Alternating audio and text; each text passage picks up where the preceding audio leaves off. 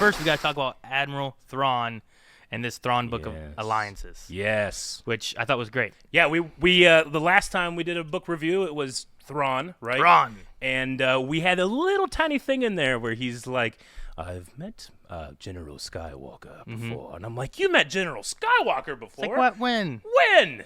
Now we know. Which is very different from, like, at least from what I understand of him from, like, the original trilogy of Legends, right? The Heir to the Empire. Yep. Where it's like he's more of a after, like he's during the Empire and then after the Empire's gone person. But here, we get to see him during the Clone Wars. Right. I love this book. Right. Having, like, it was like, like to learn so much more about the Chiss Ascendancy. I know, right? It was like a story from Clone Wars and a story from Rebels. It was. And I was like, this is great. I love this. So after Ahsoka leaves the Jedi Order is the time frame for the Clone Wars segment. And then between seasons 3 and 4 of Rebels. Yes. I knew exactly where I was. I could add all these things to Anakin, to Vader, to Padme, to all these characters. Yeah. And I was certain. Like sometimes in the High Republic, like I've loved what we listened to the High Republic before, but I get like lost in the galaxy. Sure. Whereas in this era, I know exactly where I am. No, we've had so much content, I think, around this time frame, or both of these time frames, I guess, that I knew exactly where we were, and I think that helps me too with picturing and imagining where we are or what we're doing. And no, I like that. I loved we have this.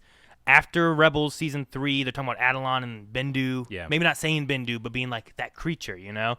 But like they're talking about those things. I'm like, okay, I know exactly where we are with this. So here's Thrawn and Vader doing this stuff. It's so I love how Timothy Zahn does that. Because I've read the Heir to the Empire trilogy and his old Thrawn, and obviously that had to change to fit into new canon and stuff. But he has both like elements that he calls back to that, but he recontextualizes it in the new canon. Like, for example, what was the name of the maneuver Ahsoka created? And then Thrawn asked Padme about it. He said, oh, Anakin got that from his... they mentioned a maneuver. It started with like an M. I think I wrote it down. Marge Sable? Maybe. Torgrutin flower. Okay. Right? So Ahsoka comes up, and we see this in Rebels. Okay. During the episodes where... In Rebels or Clone Wars? No, I'm sorry. In Clone Wars. See this in Clone Wars. Ahsoka... messes up, gets a lot of her pilots killed. Do you remember this episode? That was, weren't they trying to get this, like, Ryloth stuff? Yeah, like, it was supplies to Ryloth? Yeah, it was Ryloth. And Ahsoka does this maneuver where she tilts the ship, and then everybody comes out the back and then surrounds all at once, right? Okay, yeah. And Thrawn asks about that, and she calls it the Marge Sable. But the Marge Sable was a maneuver Thrawn did in Heir to the Empire, or talked about in Heir to the Empire. So Timothy Zahn recontextualizes something you see in Rebels, something that you got in the old book, and adds it new. That's why he's so That's good. Cool. I didn't know that. Yeah. I'd seen that it was in Heir to the Empire. Yeah. I mean, that's really neat. I love that guy. And this book actually is the catalyst of one of the greatest and worst things I had happen in my life when it came to Star Wars. I think I've told you about this, but I was over in Parkersburg. I was going to a toy show there, and I round the corner, and there is Timothy Zahn. Yes. This was 4 years ago. Yeah, I remember. There's Timothy Zahn, and he's selling and signing Thrawn Alliances. He has the books there. You can buy it for, $30, and he'll sign it. That's cool. And this was at a time where I was like, I can't read any of the Star Wars books because one day Badonkagonk will exist, and we'll do it then. So I was like, oh, my God, I love you and everything you do. And he's like, great. Have you read the book? And I'm like, not yet. Yeah, I'm going to, though. And I bought one, and I signed it, and I put it on my shelf, and I never touched it. He signed the inside copy cool. of it. It was really cool. But it was one of those things where I'm like, I'm meeting Timothy Zahn. This is amazing. And, man, I feel like I'm not doing my Star Wars homework enough. Sure. So then I went home, got my Grand Admiral Thrawn convention-exclusive Black Series, drove back, had him sign that too. So I made up for it. But that was this book. Gotcha. Yeah. That's cool. Yeah. That's neat. No, I mean, I think I have really enjoyed Timothy's storytelling that he has. Yeah. And also coupled with Mark Thompson reading it for me on the Audible and stuff like that. I love Mark Thompson. He does so well. Like there's different characters where I'm like, that one doesn't sound as good, but there's so many of them that sound so good, and Thrawn is just so good sounding in this, and I just love listening to him be Thrawn. It's great. I got more of a kick than I thought I would with the Padme Thrawn pairing when they had to go up to the roof. Sure, yeah. I don't know why. I was just like, this is fucking sweet. Well, this is so cool. There's the idea of like, man, here's Padme, and she's interacting with Thrawn, which one I never thought happened, right? but it's just cool because like I like this character, and both of these books have done things for Thrawn where it recontextualizes a lot. I don't just feel like he's just a terrible, evil villain kind of person. Yeah. Like I feel like he has his own mission and agenda, and I understand that. And a lot of that is also shown in this book too, of like, you know, they discuss where his loyalties lie and stuff too. Yeah. And with the title of the next book, I'm really curious to see what we're doing with that. Which, by the way, in case we don't say, the next book we're going to do will be Thrawn Treason. And I can't wait. The next podcast we're going to do will be on August 3rd, I believe it is. August 3rd. Yeah. Okay. So that will be the next podcast as well. So everybody, you got your homework. We're trying to get these Thrawn books, at least the first trilogy, done before Ahsoka. Yeah. Right? And I know that that's also a thing where it's, you know, we might talk about this later, but, like, you know, I kind of hope some of this shows up in Ahsoka, you know? Like, sure. Because Thrawn's motivation, like, it's the whole point of the book, right? Alliances and treason, you know, the follow-up to this. But Vader, Thrawn, that might be one of my favorite pairings that I've read in a book for a very long time. I love those two together. And coupling it with seeing Thrawn and Anakin back in the past was a lot of fun, too. Yeah. I thought that Thrawn was not going to like Anakin as much as he did. Yeah, but Anakin's brash, and Anakin just does things. But he used Anakin so well. Like, every strength Anakin has, Thrawn used it to his advantage. Mm-hmm. And respected him for it. Not just like, you know, I don't respect my hammer. You know, he's a tool. But there's something about the final part of this book where, like, he has that classic Star Wars line, I know. Sure. And it means so much more than just, oh, I know, yeah, Anakin Skywalker died. Sure, I've heard about that. They informed me. But when Vader says Anakin Skywalker is dead and Thrawn looks at him and goes, I know. He knows you're Anakin Skywalker, and I know that guy I respect is gone. I love I love Thrawn, like, working towards, like, he has thoughts, right? Yeah. Thrawn's so good at reading people, and I love, like, at the end of the last book when he walks up and it's like, I can't tell his facial expressions. I can't read Vader. So, like, what do you have to do? And throughout this whole book, there's body languages that Timothy's writing about, and I'm like, man, all these things that he's writing between body languages, you know, the responses that Darth Vader has. Yeah. Like, these are the things he has to look at for Thrawn to try to piece together to the general he met years ago, right? Yeah. And there's one man full of there's one specifically. Like, there's at one point whenever he leaves a comment, because this story here, we take place over on a planet Batu, I believe. Right? Batu, which is Galaxy's Edge. Galaxy's Edge. Right? With the Black Spire outpost. The Black Spire, yeah. So they went to this Outer Rim planet back in the Clone Wars because Padme's, like, handmaiden, one of them, had gone there, and she was going to meet with them with information and stuff. And it's Anakin, notably the furthest, like, Republic-controlled or aligned thing out in the Outer Rim. That they, like, know of, in the right? unknown regions. Yeah. So, like, there's that with Padme going on her own, and then Anakin, unrelated to the Republic, goes as well to save her because she hasn't come back and she's having problems, and he needs to find her and stuff. And we have the experiences with Thrawn and Anakin helping to find Padme and working together in that, which I thought was really cool. Yeah. There's lots of elements there where, like, Thrawn kind of shows up to help at the very end, but it feels like he's watching Anakin and trying to see what he can do and how strong are the Jedi. I've never seen a Jedi before, you know? Like, what are these people like? And that's compounded by the lore drop we get about the Chiss Ascendancy and their relationship to the Force. Yeah. And their relationship to Skywalker. I thought that was really interesting, too. That gave me chills. Yeah. That gave me chills. That was like the Force at work.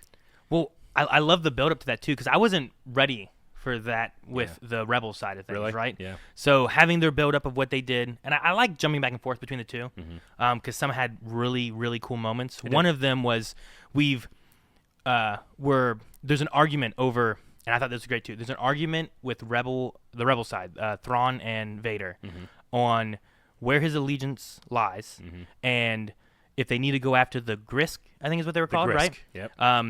If they need to go after them, because this is a Chiss problem. This is not a Empire problem. Yeah. And Vader is confronting Thrawn on, you are not being loyal to what the mission should be. And I love the pairing because previously in the Clone Wars time frame with Anakin and Thrawn, Anakin at one point's like, I gotta go save Padme. And he's like, your mission should be this. Yeah. This is your mission. Yeah. Don't go get Padme. Finish this because this is important to your republic. Yeah. And it mirrored so well with like Thrawn being in control and then being like, is Thrawn out of control? Is he, where does his loyalties lie? Is he being treasonous, Or is this a threat to the Empire? Yeah. And he is talking about how dangerous it could be with both of those. And I really like those mirrors and stuff. Me too. And to the fact of when I was saying about Thrawn, like reading Darth Vader, trying to figure out who he is, there was one moment in it. I want to say it was during, they come back to Batuu, and there's a moment where they're looking at like this moon. And like, what are they doing? And Thrawn's like, they're moving the moon or something like that, right? Yeah. And he's like, that doesn't make sense. Like Vader's just like, make sense. Like, what do you mean they're moving the moon or whatever, right?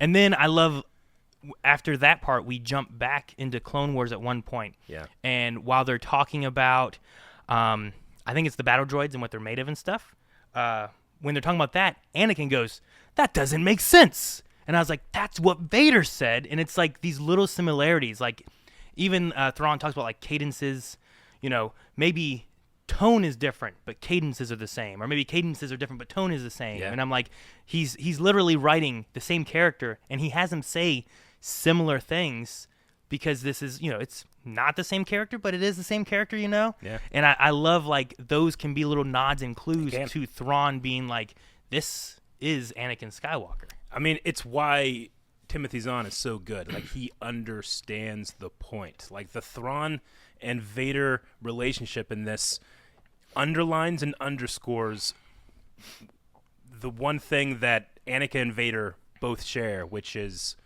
only a Sith deals in absolutes. It's one or the other. There's no in between. Thrawn is either working for the Empire or he's working for the Ascendancy. You can't do both. And Thrawn's like, why not? Why can't I do both? Why can't I do both? Anakin never learned that lesson. He doesn't learn it until Luke asks for help. He's like, oh, I can do something. I can do this. That's Vader realizes he can do that, and Anakin comes back, Like, it's such a core part of the character. And I know, often memed, about the absolutes and how Obi-Wan, well, isn't that in itself an absolute? And like, I understand that philosophy-wise. We can go down that rabbit hole one day if we want to, and why I do think it does make sense. It's just a funny meme. Yeah. But yeah, I think that's core, right? It's like victory or revenge, like they have that conversation. But yeah, the Chiss Ascendancy or the Empire, and Thrawn is a person that can have multiple goals and not betray you. Like, I love, like when Thrawn just left with the gravity well generator or whatever. Yeah. Like, he just left. I'm like, God, dang it. And then he came back with a lightning gun, Like, yes. He's like, I said I had to prioritize my mission. My mission say first. I was leaving. Yeah. That was so good. I love that because Padme thought he was gone. I know. Yeah. And then he's just kind of like, Anakin, I love him just being like, all right. I know. He's like, what do I say, you know? He's my favorite kind of smart character, Thrawn. Like I can compare it to characters like L from Death Note. Sure. Right? Where he is smart, and that's his character. He's smarter than you, and nothing you can do about it. And he doesn't really care about how you feel about him. Like, Thrawn is similar in that way, but he does it like accidentally. Like, so many times in this book and in the last book, Thrawn says something and people take offense to it just because, what, you think you're so smart? And then it turns like, no, yeah, he is. Yeah, right. He is that smart. Yeah. And we have to respect him, No. I love that in the character. In the moment, too, where you're talking about where, like, he comes back, the other thing I loved about that, too, in the chapter right before where we have Vader and Thrawn, you have a moment where they're talking about, and this whole time they've been doing this thing like double vision, or Anakin's doing double vision, Yeah. And it's like the way of them kind of seeing in the Force, kind of getting like a premonition of like blaster bolt coming to my chest, blaster bolt coming to my head and blocking that. And that one part, he's like, chess. Yeah. And then Vader here is like using it in the way that the Chiss children. So we have these Chiss children who have this Force sensitivity. Such a cool lore drop. Premonition type of thing, right? Like they are used as basically like flight navigators. Yeah. Because they're nav computers. Yeah, because their ships don't have the technology for it, whatnot, but they use these children. And the reason they use children is because, like, the Force sensitivity seems to wear off as they get older. Yeah. So, like, maybe Thrawn could have been Force sensitive at one point and had this premonition. That's interesting.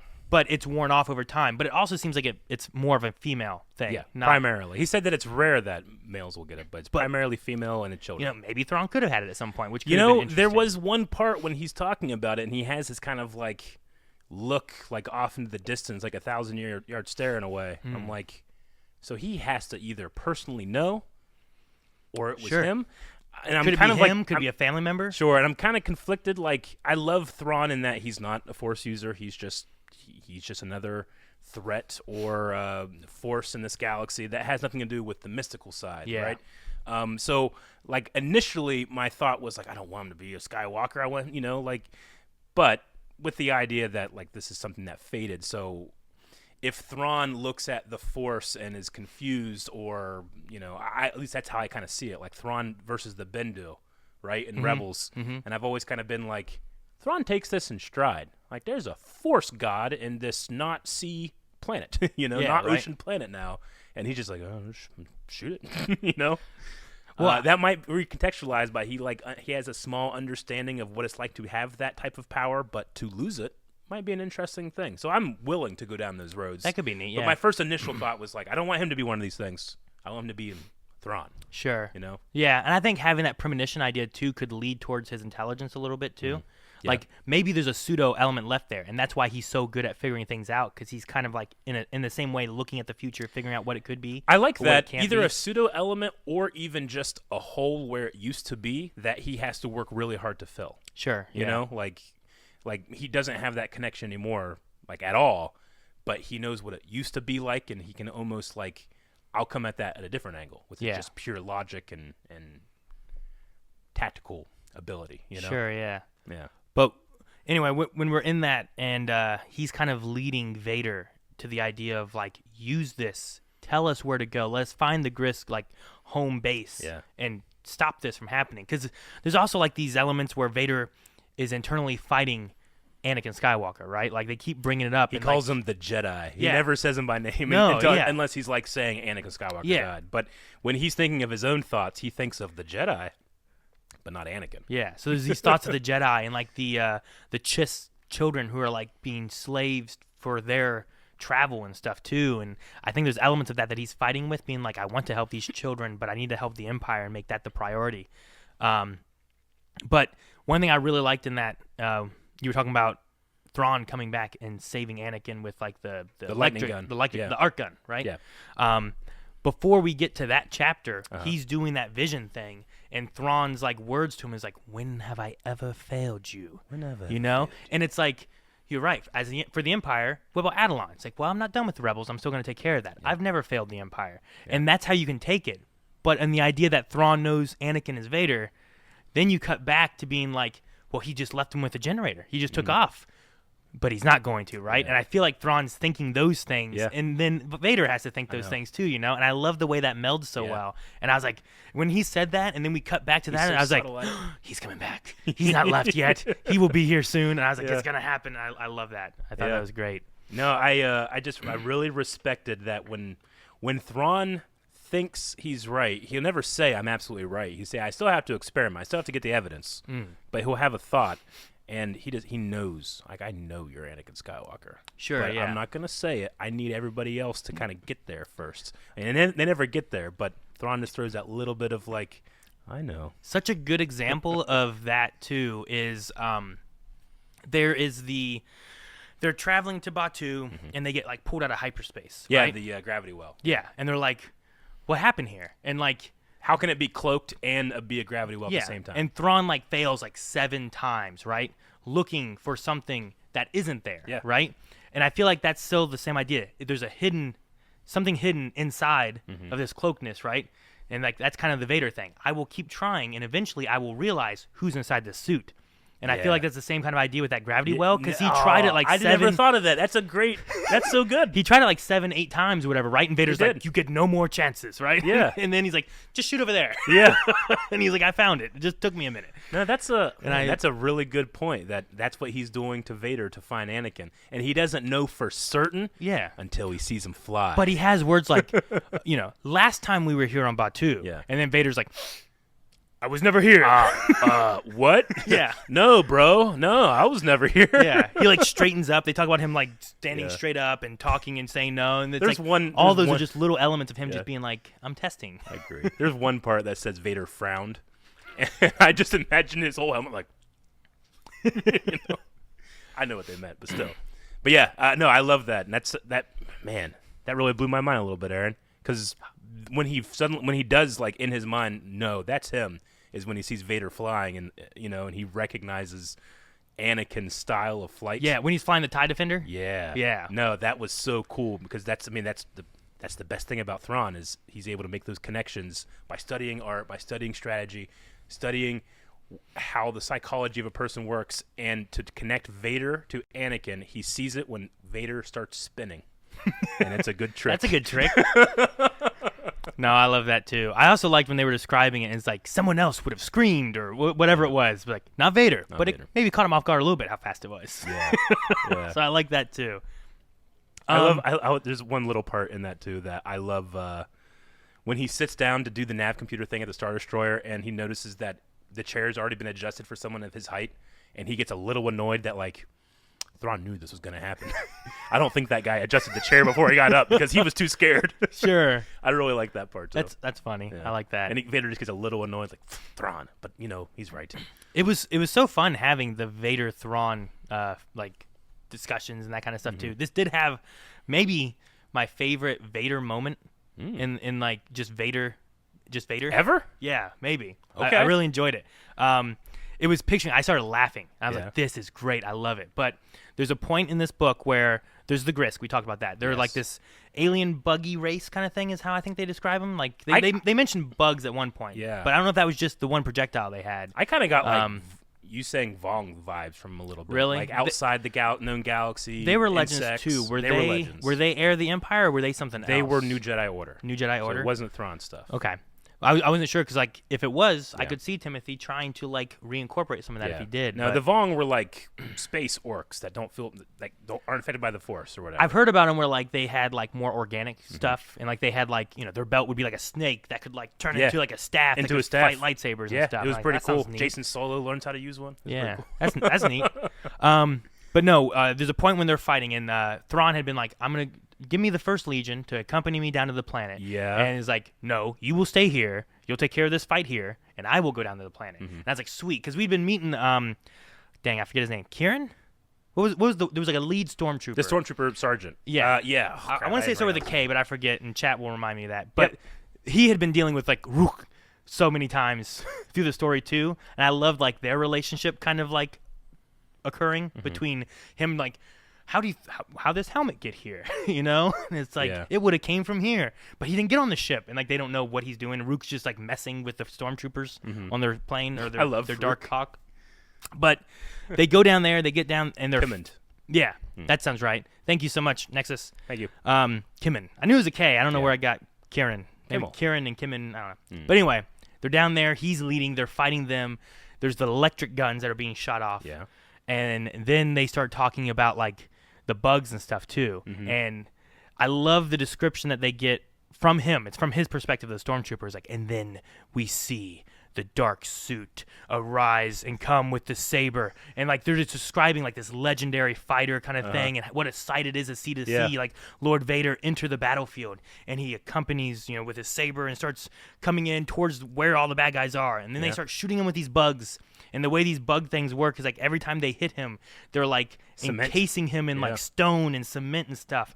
And they talk about how previously in the book they did an attack like this as well, and it caught them all off guard. Yeah. And they're doing this, and like Kimmon's just looking, and it's like after the final bug hits, it's just a rock with like a lightsaber sticking out of it, and that's all that's there. And they have trapped Vader, and now we're at a loss. And how do we fight this and stuff? And it's like, but they didn't realize that he was an amazing tactician, and he would never be fooled by the same thing twice. And then real Lord Vader comes out, and he had just been manipulating his own second suit. Yeah, they walking around. That he had the second suit the whole time. I loved it. I was like, oh my God, he used the Force to bring his suit to life, to walk out there, to take this stone bug weapon thing, and then come out and just kill them all. And I was like, this is so cool. Yeah, and it goes back to what you were saying about the parallels between the timelines too, right? Because Anakin tried to use the Force to like puppet a guy, like Weekend at Bernie's, and he wasn't very good at it. Mm-hmm. But Vader can years later. He's learned, Yeah. No, that's a really good point. So that's a good moment. I didn't think about it when it happened there, and I'm like, man, is he gonna break out of this rock with the Force or something? Yeah. Like, what are they gonna do? How is he gonna get out of this? And when that happened, I'm like, oh my god, and I just picture Vader like behind a wall, just fucking do this here, and then maybe do a Force, like with like a marionette kind of like thing, Okay. I love the visual of that, but also it was just so clever, and I'm like, yeah, multiple suits, yeah, okay, that makes sense. All right. They got me, and I love it. I love the idea of him like practicing, like a year from now, like a year before, like one day I'll need to do this. I might need to do this sometime. I'm like, oh no, I look cool.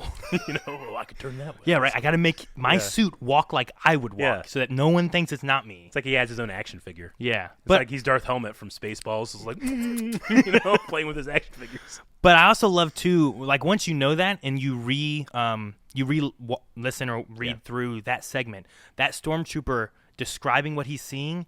They never actually refer to him as Lord Vader. They talk about the dark, the cloak, suit, they talk about this armor, and like they never refer to him as him. Yeah. And I'm like, you know what? They write around it so well to where it's descriptive. Yep. But I didn't think about it not being I didn't think about it. And I was like, I just really enjoyed that part of it. Mm-hmm. Surprising but obvious. Yeah. It's the best thing. So yeah, that was one of my favorite Vader kind of moments and stuff too, because I thought it was a cleverer thing than just. I love Rogue One. Right, I love that hallway scene.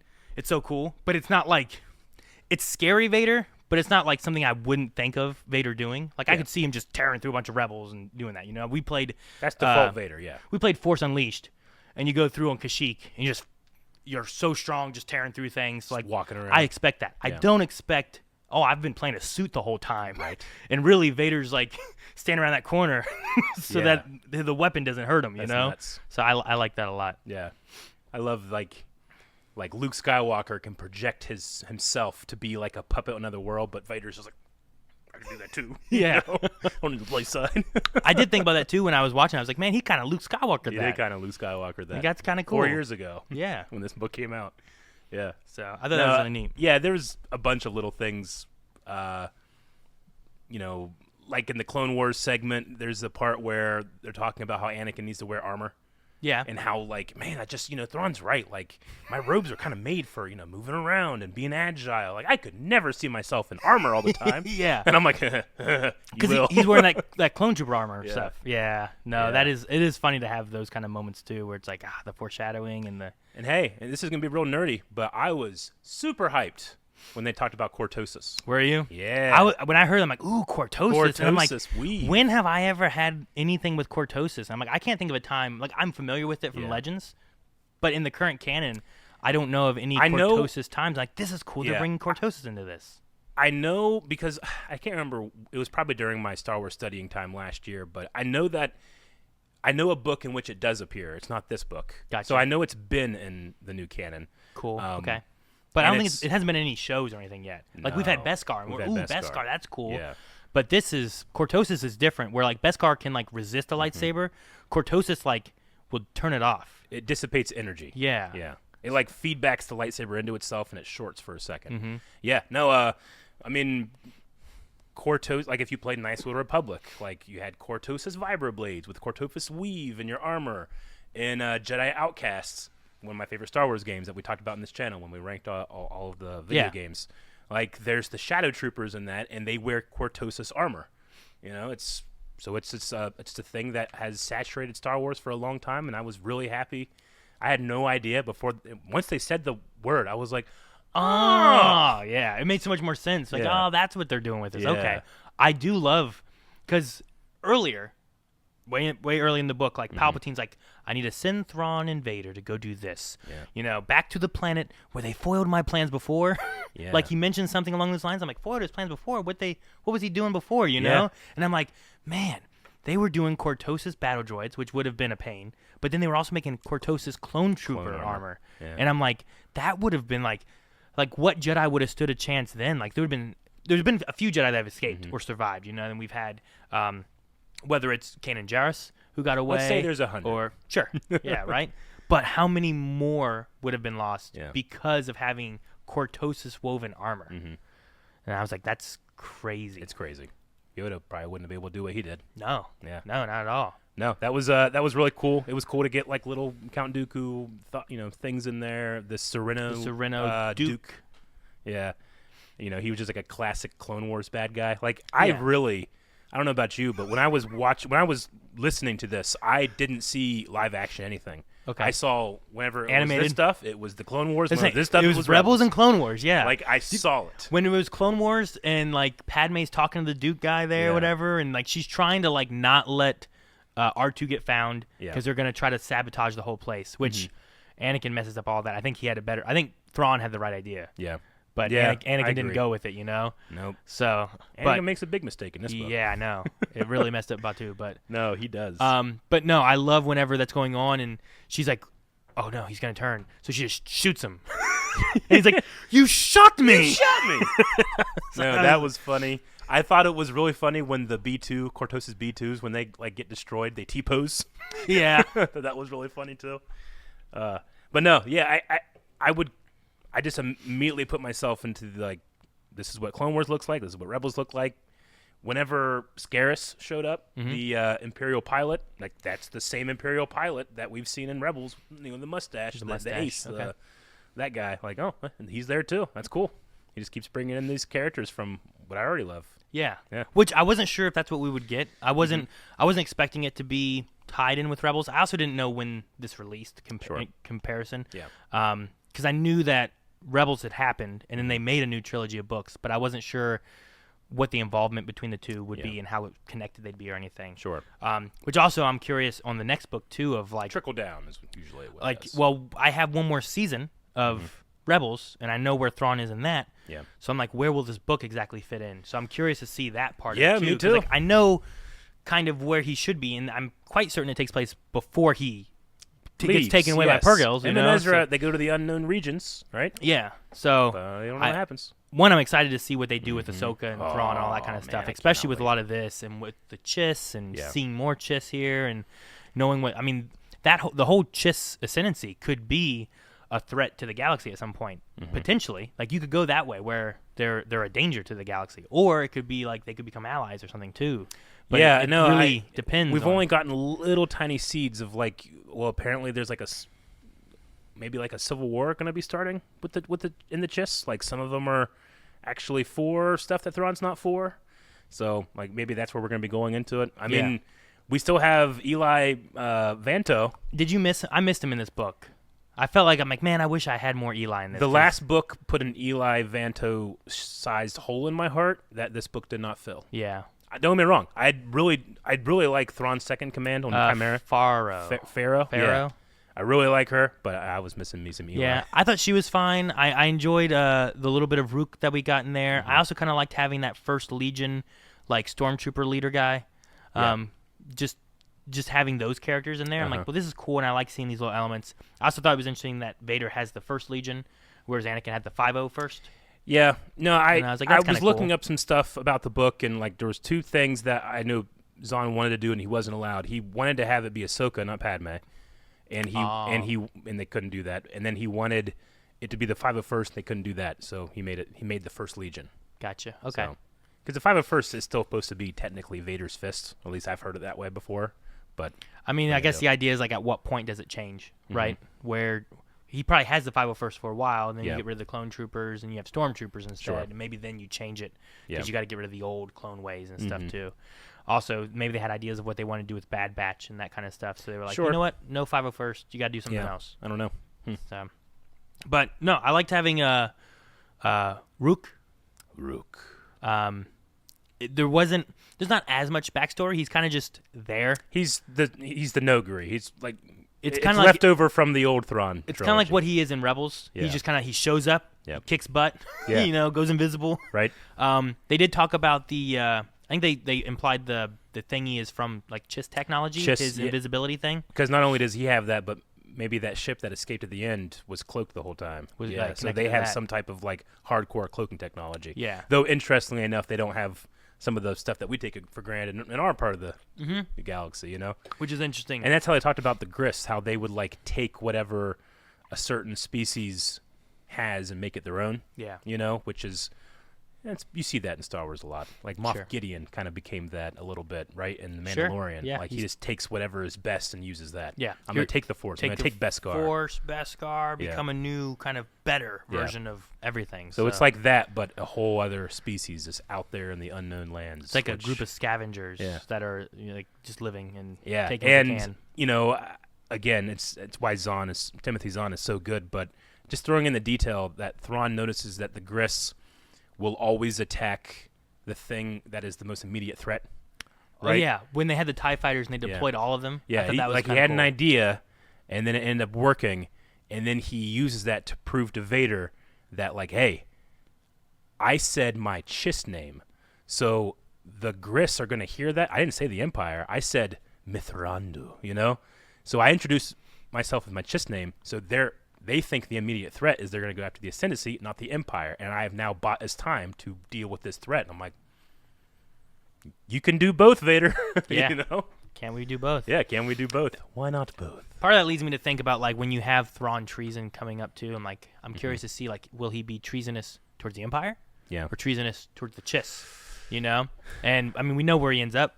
So, like, I assume one way, but maybe not. So I'm really curious to see what they do with a lot of that. I just... we started reading these books because we were like, look, we want to get more into what the canon, and these are canon books. Mm-hmm. They're sold to us as like, hey, this is all real. So I understand. Don't get me wrong. I understand when people get mad when stuff contradicts each other or it's not utilized in another part of the, the publishing, kingdom of Lucasfilm. And I had to deal with that back when the Clone Wars was coming out because it was retconning and changing my Republic comics, and I'm like, no. When I bought these, it said this is the This is a story. So yeah, like in preparing for Ahsoka, I have given myself more anxiety that they're not going to follow through on the Thrawn that I know from these books. Not necessarily the Rebels Thrawn, because the Rebels Thrawn, I have now that I see this Thrawn, I have to man, it's really weird whenever he fired on civilians at the end of Rebels. But he was also extremely desperate, and we know that Thrawn is ruthless, and he wants to win overall. So, it kind of matched. I never had a problem with it watching just Rebels, but here I have to think about it more. You know? And am I gonna now have a stumbling block when Ahsoka comes out, and they're just Dave Filoni's didn't really think about that stuff. Sure. I hope that there's a little bit there. Where do we go from these stories into that, and does it gel well, or do we feel like does the character feel too different? Like there's one way of looking at it where it's like, well, he is pushing hard for the Empire, and he needs to prove his loyalty there to ultimately help his Chiss side of things. Yeah. But not knowing what happens in this next book and stuff too could adjust a lot of that too, where maybe that's not necessarily the way that we need to think about it. You know? But I could find these books have made me, like I said before, like Thrawn in such a different way, rather than just being it's a cool villain, I really like it, to a part where I'm kind of feel sympathetic for him a little bit more, his growing in through the Empire time frame in the last book is very interesting, and it's a big struggle for him. Yeah. Though he succeeds very well in doing it, but it's not just he's accepted. Yeah. He is fighting against all odds and succeeding, and I love seeing that. It's just it's also for the Empire, and I hate the Empire. Yeah. I'd rather see him succeed in that for the rebellion. Yeah, it is weird. There's a couple of times where I'm like, "Yay, stormtroopers!"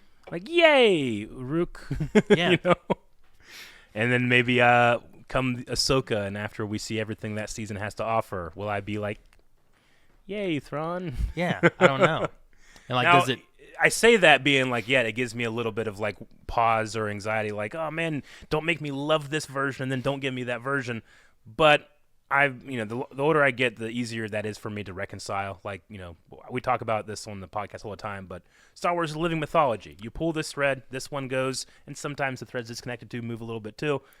It's fine. Sure. It doesn't need to be perfect. It just needs to say something. And with not knowing the next book too, maybe he does turn more on the Chiss and join the Empire more, Maybe that's the route he goes. Maybe he becomes a little bit more evil. Loses within that faith and loses the Chiss ascendancy. Maybe. I mean, that could be a possibility. I'm really curious because there's also, and now that I understand a little bit better why, there's the other trilogy, which I know has a word in it where I'm it must be about this more, So I'm really curious on what that's going to be. which we'll get to that at some point too with the other trilogy. But so far, it's been so fun going through and learning more about Thrawn and seeing the interactions with Skywalker and stuff. Yeah. It's just I've really enjoyed that. I agree, man. It was just so much fun to read or to listen to Mark Thompson read it to me. Yeah. No. I do wish that he went a little more Matt Lanter than Hayden Christensen in his Anakin voice. Sure. Sometimes his Anakin voice kind of high up in here and a little more whiny than, a little more down here, Anakin in the Clone Wars. What? He's going to blow up the ship. He's going to blow up the ship. Yeah. Yeah, I get you. It was kind of, I don't remember if he's who read Brotherhood or not, but whoever did that one, yeah. I transitioned through that one where it was like Episode 2, Attack of the Clones, Anakin, transitioning into Clone Wars Anakin. And for me, it was such a fun experience, like shifting what I was hearing as it went through. And I don't know if he did that on purpose. It would be great. If it was just in my head, at least I had that. Good for you. at least I had that. So I thought that was a lot of fun. Yeah. I don't know if we mentioned it too much, but I did enjoy that there was a Skywalker connection that Thrawn had already because of the Chiss Force sensitives. Like they talk about the Chiss Force sensitives, but the word they use translates the two words they use, but translates into Skywalker, which I think is really cool given the idea that they're doing premonition for space travel, right? Yeah. So they are walking through the skies above, right? Like that's kind of the idea. Yeah. But then you relate it to like, oh, my first Jedi I met was Skywalker. Yeah. And I was like, well, that's really cool. There's like that connection already. And I feel like if Thrawn was a Skywalker, then both of those dudes used to be Skywalkers. Yeah. That's kind of cool. It's kind of neat. I don't know if I'm into it or not. But I also love like they mentioned that too, and the way he brings that up is like he's doing it to look for a reaction from Vader too. Yeah. Like it's another one of those clues. Like how will he react to when I say Skywalker? And it's so fun to watch Thrawn unravel like a mystery. It's slightly that I already know. Yeah. So I'm like, how's he gonna do it? And it slightly made me think too, like, okay, where the hell does Shmi come from? How'd she get that name? Like, did an ancestor of hers walk around in the unknown regions and pick up a surname there? Sure. I don't know. And the idea that you have like Smiths, and that's because their old families used to be blacksmiths. Yeah. So they called them Smiths. Yeah. Like so you pick up a trade, like goldsmith. It came from like jobs and stuff that they had, and so like why? So maybe like that name comes from I don't know if it wouldn't go that far or not, because Skywalker, I don't think even Timothy Zahn wants to be like, oh yeah, I made up a reason why that name's there, because so many people are like, no, you don't need a reason, that's his name. Sure. But I've also heard the theory of like, oh yeah, Skywalker is like, it's like Smith. It's like Smith in our world. Like everybody's named Skywalker. That's why they didn't bother to change his name. But I haven't met any other Skywalkers. No, we haven't. In fact, the Skywalker saga is over. So I don't know how much that theory holds water. It's like Jones and all that kind of stuff. Exactly. Right? It's like, it's just a common name that you have. So. There's what was it? There was a comic book, I think, that I read, Republic comic book, long time ago, not canon anymore. But in that, there was a Jedi named John Antilles. Okay. And he had actually had a different name, but in his walk with the Force, he lost his identity. He's like, it's vain to have that. So his alias is John Antilles, but it's supposed to be John, which is just a regular name, and Antilles, which is supposed to be very common. So it's like saying that's my Jane Doe or my John Doe, but he's my John Antilles. And I always thought that was an interesting concept, but I don't know if Skywalker fits the same mold or not. Yeah, I don't know either. Yeah. But I enjoyed a lot of that. I enjoyed a lot of this more Chiss information that we got. What did you think about the side characters of it? Like, we had the Stormtrooper, we had Rook, we had Pharaoh. Pharaoh, yep. Loved Pharaoh. It took me a little bit to get through, like, the riverboat people. Oh, yeah. Like, I think they were good, too, but I just felt like it was a little extra. There was a couple times where I'm like, I'll get through this. Sure. Not that I didn't think it was interesting or anything, but that's the only time in the book that I was kind of like, I really want to get back to this part. Sure. That wasn't bad at all. Like a lot of the Padme stuff, like I didn't like dislike, but I also just really wanted to get back to like Anakin and Thrawn. There were a couple times where I had to re-listen to certain segments because I had trouble, like, so when they're on Batuu or they're dealing with these smugglers or these people that are fighting them in the cantina or these people that they're ambushing and trying to follow, I was like, wait, which ones are these guys again? I had to kind of like go back. Are these the same guys that attacked him here that are attacking him here? Yeah. So there was a couple times there where it kind of not lost me, but I had to work harder than I did for some other parts of the book. Sure. Yeah. But yeah, probably Pharaoh might be one of my favorites. Again, I'm missing Eli, but I really liked Pharaoh in the way that she constantly is like, "Oh my God, Vader's gonna kill us! why is he doing it like this?" I do like the. There's a time whenever it's like from her point of view, and Vader comes in and does something, and she starts like thinking about him and the things he's doing, and if they're right or wrong or whatever, and then she's like, "Oh no, I need to stop that." It says like she slaps herself mentally to try to stop thinking about that because there's rumors that he can read their thoughts, and she doesn't want him to read the thoughts that she's having against him. Yeah. And it freaks her out. No, I like that. And I was like, man, that's an interesting perspective to have internally for a character who's around Darth Vader, because you would figure, we see Empire Strikes Back. How many people does he like, choke in that? It's a lot. Like he chokes. Like so much to the point that like the joke at the end of that movie is that he doesn't kill somebody because he's too lost in thought. Right? So like, how many times are they thinking like, oh my God, is he thinking about what I'm thinking about? How can I not mess up? Because if I mess up, he'll kill me. And then they come back into Return of the Jedi and like, the Emperor's not as forgiving as I am. It's like, you've killed everyone who's failed you. So it definitely is interesting to have those thoughts, but not just have the thoughts of fear, but also have the grand thoughts of like the stormtroopers seeing him enter the battlefield and how amazing it is to have that power join you to fight on your side and stuff. And I was like, that's just really cool to have. It's not absolutely terrifying like it usually is. Yeah, right? It's on the opposite side. Like he is the hero on your side showing up to fight versus like Rogue One where you're like, oh God, it's him. Yeah, it's interesting. Like it takes a master author to make Darth Vader the ultimate movie villain into your book's protagonist in a way, right? Yeah. I mean, I know Thrawn is more, but he's there. He's like, did you get the package, And it's like, bring them aboard. And it's like, they're children. He's wanting to save these children. He didn't say to kill them or anything. He's like, get them, bring them up. He doesn't seem surprised. So it's just, it's like got a hero aspect from him, but also he's very scary. And he also is like, well, we're not going to go save more kids because that's not the Empire's thing. That's the Chiss. Let the Chiss deal with that. Now, it's implied, or is it outright spoken, I can't remember, that the disturbance Palpatine felt was the fear of those Force-sensitive children? I believe like they say that, right? Because he says he feels a great Force power, and then they get close to it, and then it's gone, right? And they lose it there. And I'm pretty sure it's those kids that he senses there that just also happens to be where Thrawn and Anakin went and did stuff previously as well. So it's like they have to go to this and feel what this Force sensitivity is that it's interesting, too, because he feels it from so far away, and Vader doesn't sense it until he's much, much closer. And I thought that was an interesting aspect of, like, maybe, like, their power scaling or maybe not even power scaling, but, like, we've talked about how different Jedi have different strengths and weaknesses, right? Like, Obi-Wan can't do what, like, Cal and Quinlan does. Exactly, yeah. And I think that might be one of either Palpatine's full strength or just, like, he is just much more tuned to that because also Vader has lost, like, almost his whole body. So... I just thought it was interesting, like that Palpatine would feel that. On top of that, the other thing that's really interesting, I thought, was I'm trying to remember the exact wordings of it, but Vader and Thrawn are talking, and Vader's reprimanding him for like the Chiss and helping this and all that, and it's like, how would the Emperor feel about this? It's like, well, he's fine with it. It's like, he's fine. You've talked to him about this. It's like, no, but I'm sure he knows. But I know the dude. I know him. Thrawn has no doubt that what's going on. Palpatine already knows what's going to happen or what's going on. And it's either A, he's testing him, or B, he trusts him enough to do it. And I love that Thrawn already.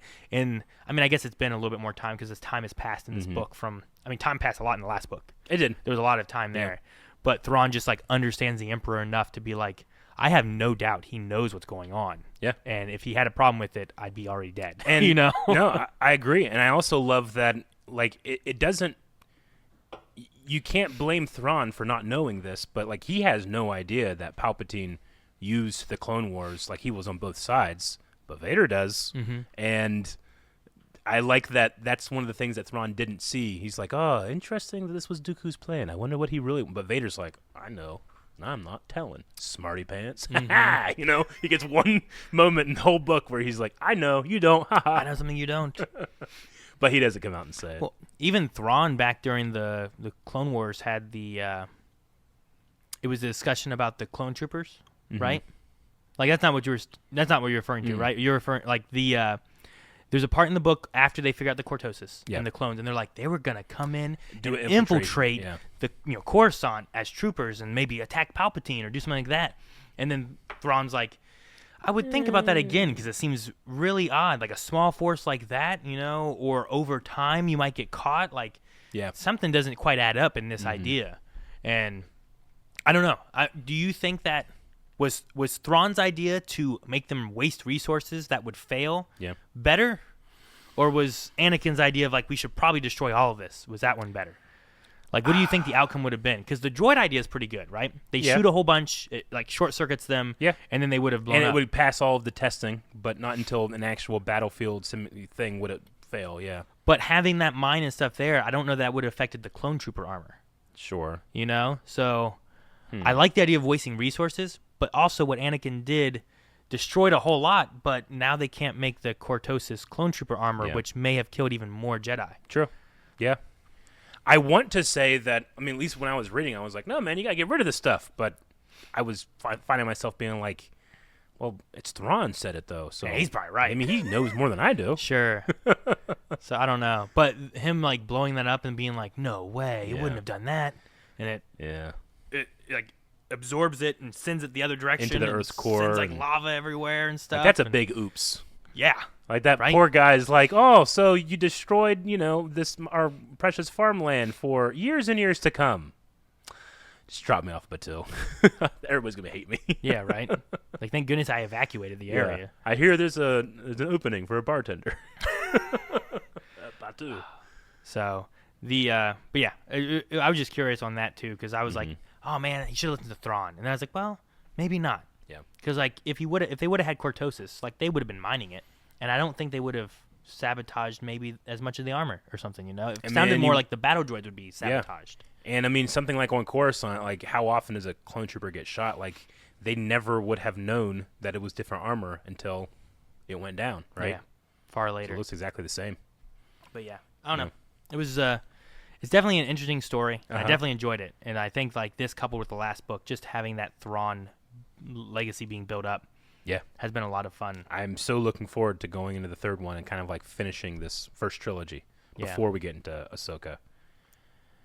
I just was looking through my notes to make sure there wasn't anything I had that I didn't want to cover here. Oh, this was so now that we learned about the Cortosis and we know that like there's little things like the Chiss have the cloaking device and stuff. Like, was it implied that Thrawn's uniform was kind of blaster proof? Like in the beginning, like he got shot, but he's like, "Oh, my uniform is not that bad." Like he gets like shot, but he's also kind of fine. And they imply that there's like markings and stuff on his uniform as if he's been shot. And I was just going like, I wonder if like Chiss have any like. Obviously, they have technology that he's not going to tell Vader about or the Empire about. But I wondered if like, is there a chance it's Cortosis? I don't know. It could maybe not Cortosis, but some other thing. But there was a part of me that's like, In thinking about that again, I wonder if there's anything there.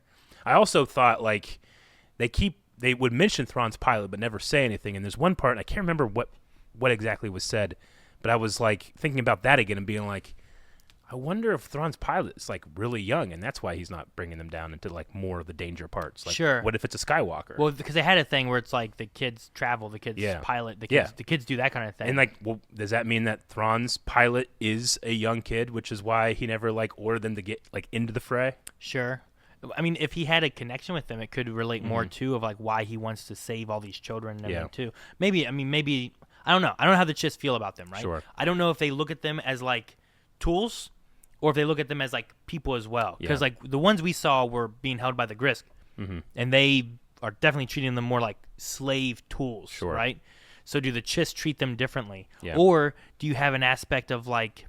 Well, because they had that sacrifice thing that they were talking about. Like once they're like done, they must make the sacrifice. I don't know what that meant.